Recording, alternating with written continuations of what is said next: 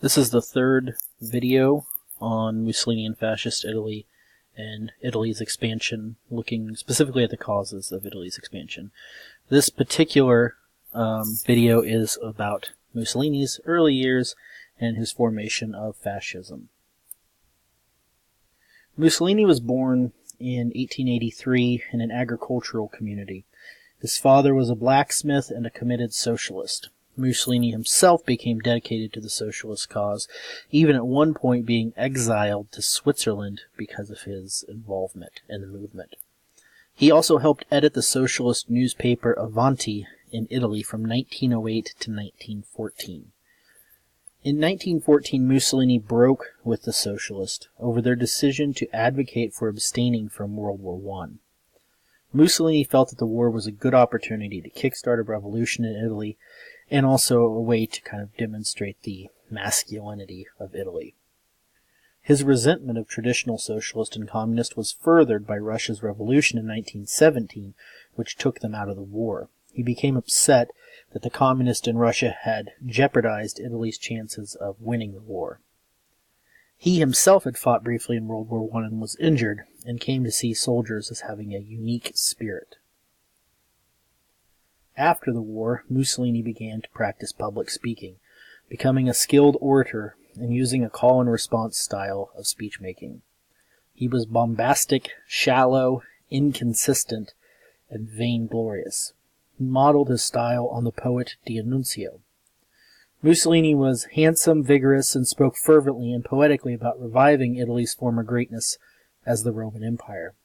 He claimed to have slept with 169 women. He loved Machiavelli and the mythology of ancient Rome.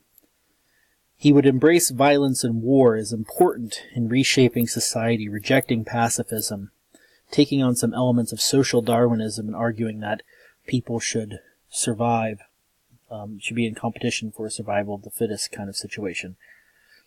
Mussolini said, quote, "No life without shedding blood." In March of 1919, Mussolini founded the Fasci del Combattimento, small fighting units that he said would combat socialism in Italy. The term fasci came from an ancient symbol in Rome. The fasci was a bundle of sticks around a double-edged axe carried by Roman magistrates. It symbolized unity and authority. This was the founding of what would become fascism.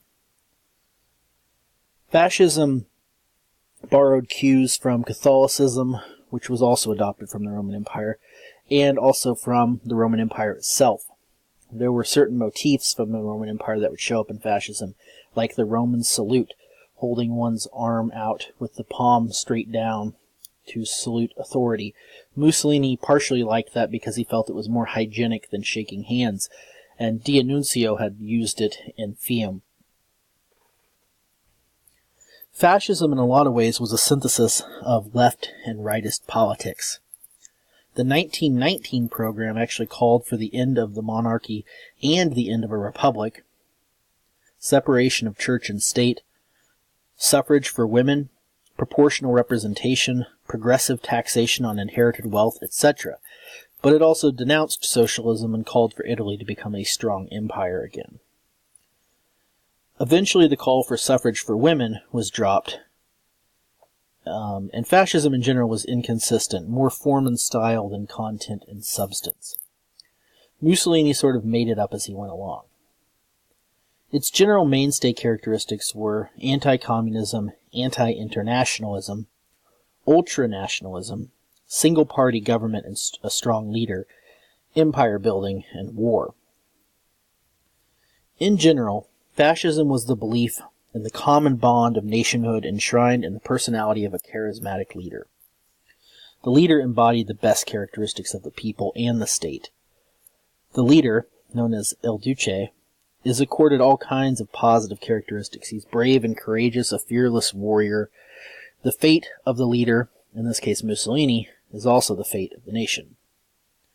The individual living in that nation achieves fulfillment through submission to the state. Fascism rejected parliamentary politics as outdated and slow.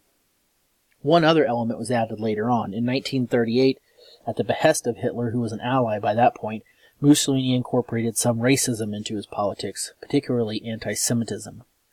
Previously, racism had just sort of been implied, with the talk of the glory of Rome and the superiority of Italians over Africans and others, but it wasn't as overt as it would become after 1938. The followers of Mussolini called themselves Black Shirts, modeling their outfits on those worn by D'Annunzio's followers in Fiume, who were themselves modeling it on those elite commandos in the Italian military. The Black Shirts were primarily made up of ex-soldiers from World War I, and they usually had some passive acceptance of local law enforcement.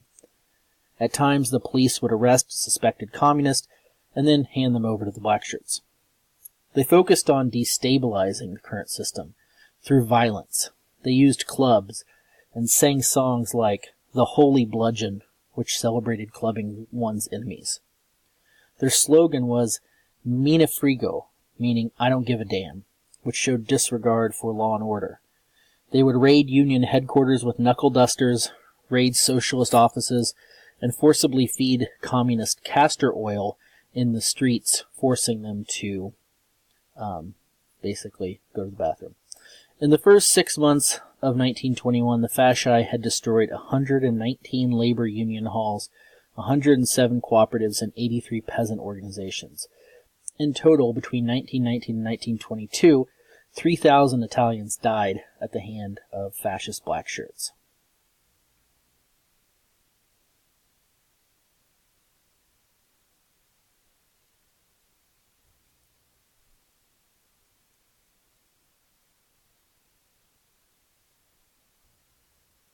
This shocking cover image is of Pinocchio as a black shirt punisher from a 1927 tale called Pinocchio Among the Belias, which chronicled the puppet's trials as he learns to abandon his lazy ways and become recruited into the paramilitary corps of the Black Shirts and become a real live boy.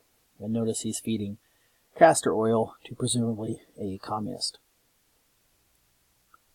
In November of 1921, Mussolini declared an official fascist political party and came up with a new platform that called for an all-powerful state, a corporatist economy, and defense of this new nation with a strong military. There were now 250,000 members and 834 fasci units. Bankers, industrialists, and others fell in the fascist party ranks. Middle classes saw them as a potential stabilizing force against socialism. In 1920, 1 million rural Italians had striked. In 1921, after fascist thuggery, only 80,000 struck. The Catholic Church also supported fascists, as they were attacking these atheistic communists and could possibly help church-government relations if they were in power. This is the propaganda poster. On the right is what they say life is like under fascism in 1923, and on the left what it would be like under Bolsheviks in 1919.